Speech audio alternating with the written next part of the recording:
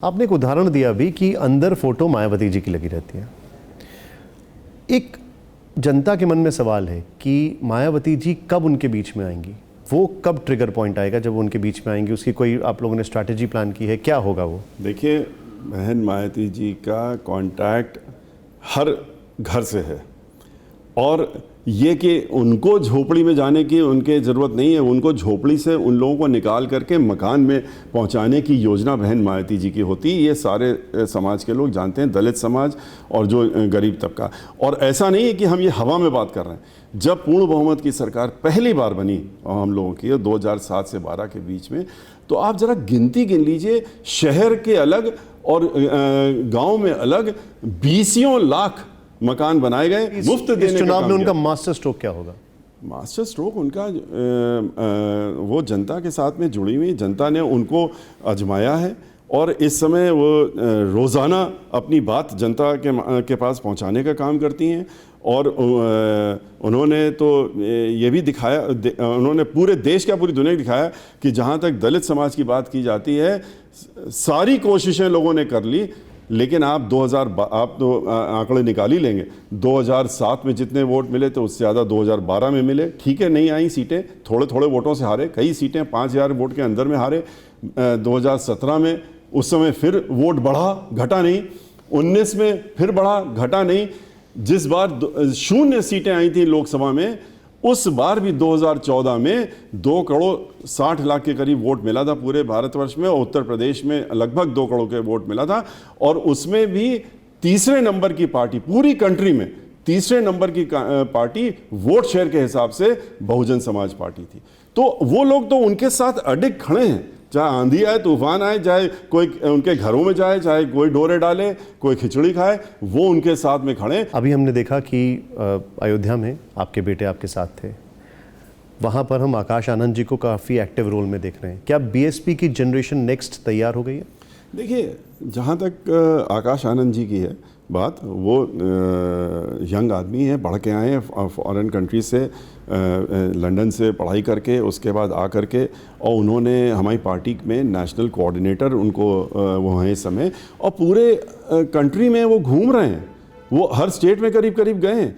और यंगस्टर्स जो हैं, खाली यूपी नहीं, ऑल ओवर साउथ में तो बहुत ज़्यादा तेज़ी से, महाराष्ट्र में वो जुड़ रहे हैं। और बहन मायावती जी ने जो कहा कि 50% जो है हम अपने पार्टी में अब यंगस्टर्स को आगे हम बढ़ावा देंगे, तो वो उसका एक एग्जाम्पल है। क्या वो उत्तराधिकारी हैं? नहीं, उत्तराधिकारी की कोई यहाँ बात नहीं होती है। उत्तराधिकारी की कोई बात नहीं होती है। पार्टी में हर आदमी वर्कर है, हम भी वर्कर हैं, वो भी वर्कर हैं, सभी लोग वर्कर हैं। हम लोग बहन मायावती जी के नेतृत्व में काम कर रहे हैं।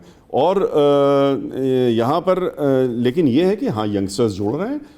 जहाँ तक हमारे आपने कहा कि अयोध्या में हमारे साथ में हमारे पुत्र थे, तो वो हमारे साथ में गए थे। हमारी वाइफ भी गई थी, हमारी बच्चियाँ भी गई थी, हम लोग पूरा परिवार दर्शन करने के लिए गया था। फिर वो लोग ठीक है, वो स्टेज में नहीं आए, हमने कहा कि आप लोग चलिए, और हम अपने, वो हमारे साथ में रहे थ्रू आउट। पर इसका यंगस्टर्स तो पूरे कंट्री में जुड़ रहे हैं, और यूपी में तो बहुत तेज़ी से जुड़ रहे हैं बीएसपी के साथ में। नेशनल पॉलिटिक्स की अगर बात करूँ, प्रशांत किशोर जी एक अलायंस बनाने में जुटे हुए हैं, और वो अलायंस है जाहिर तौर पर मोदी जी के खिलाफ। आप उस अलायंस का कितना बड़ा रोल अपने आप को बनते हुए देखते हैं, आपकी पार्टी को? देखिए, हम लोग जो हैं भटकने का काम नहीं करते हैं। हम जो हैं अर्जुन की तरह से सिर्फ आंख देख रहे हैं, और वो हम देख रहे हैं उत्तर प्रदेश को। उत्तर प्रदेश जीत लिया, मान लिया, अब क्या उत्तर होगा? प्रदेश को और उत्तराखंड उसके को। बाद क्या आप चुनौती और पंजाब को, पंजाब भी देख रहे हैं आप कि पंजाब में भी अब की बार कोई रोक नहीं सकता बहुजन समाज पार्टी मैं आपसे हाइपोथेटिकल सवाल और शिरोमणि अकाली दल की सरकार बनने से। आपने, चलिए मैंने माना कि अभी उत्तर प्रदेश अगर सपोज करिए आप लोग जीतते हैं, तो क्या उसके बाद आप उस अलायंस का हिस्सा होंगे जहां पे आप सेंट्रल गवर्नमेंट में जो बीजेपी है उसको डिसलॉज करने की कोशिश करेंगे? देखिए, जब वो समय आएगा उस समय निर्णय लिया जाता है हमारे यहाँ, और ये निर्णय हमारी पार्टी की मुखिया लेती हैं, बहन मायावती जी लेती हैं। आपने पंजाब का जिक्र किया। पंजाब की अगर बात करें तो आपके पास यूपी में भी बहुत अच्छा ऑप्शन था, और वही आपका अलायंस पार्टनर पंजाब में भी बन सकता था, आम आदमी पार्टी। उससे इतनी दूरी क्यों?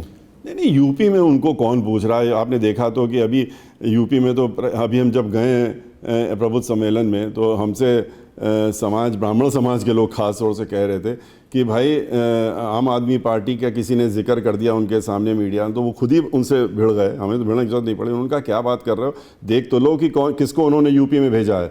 एक जने बैठे हुए हैं, वो वही काम कर रहे हैं, दूसरे को उन्होंने भेज दिया यहाँ पर करने के लिए। उनसे यहाँ पर जहाँ तक पंजाब की बात है, पंजाब का आपको इतिहास मालूम है। 96 में एक बार, ऐसा नहीं है पहली बार अलायंस हो रहा है एसएडी के साथ में, 96 में भी अलायंस हुआ था। 96 में 13 सीटें हैं वहाँ पे सब्सटैंशियल वोट बैंक नहीं, और 13 सीटें हैं पार्लियामेंट की। 13 में 3 हम लोगों ने ली थी और 10 एसएडी को दी थी। एसएडी ने 10 में से 8 सीटें जीती थी और बीएसपी 3 में से 3 जीती थी। तो यानी कि 13 में से 11 सीटें ये अलायंस जीता था। वहाँ पर 32% जो है वो दलित समाज के लोग हैं, सबसे ज़्यादा पंजाब में ही है। और वो सब इस समय इतना उत्साह, ज़रूर पंजाब जाइएगा एक बार, देखिएगा तो जाके। इस समय तो लग रहा है जैसे अभी से सरकार बन गई। अभी हाल ही में केंद्र सरकार ने, बल्कि मोदी जी ने ऐलान किया रिजर्वेशन का अदर बैकवर्ड क्लासेस में और इकोनॉमिकली वीकर सेक्शन। इसका क्या इम्पैक्ट देखते हैं आप? इससे कुछ फ़र्क पड़ेगा? कोई इम्पैक्ट, फ़र्क क्या पड़ेगा? हम लोग तो 2 चीज़ों का फ़र्क है, लोगों की ज़िंदगी में और वोट बैंक पर। देखिए, इसमें लोगों की ज़िंदगी में असर जो पड़ेगा वो तो आगे सामने आएगा कि कितना आता है, कितनी इनकी किस तरह से इसको इम्प्लीमेंट करते हैं, क्या करते हैं। क्योंकि इन्होंने कहा कि हम सीटें भी बढ़ाएंगे, हम वो भी ऐड करेंगे, पर कितना वादा ये लोग करते हैं और कितना पूरा करते हैं ये तो नहीं मालूम। लेकिन ये तो डिमांड पहले से चल रही थी, हमारी पार्टी की डिमांड थी। और बहन मायावती जी ने आज ट्वीट करके कहा भी है कि ये चुनाव के दौरान में ही कर दिया, पहले नहीं किया, चुनाव के दौरान करा, चलो करा तो। और आखिरी सवाल, पेगासस से आपको और आपकी पार्टी को कितना डर लगता है? देखिए, हम लोग खुली किताब हैं, हम लोग कोई डर नहीं लगता।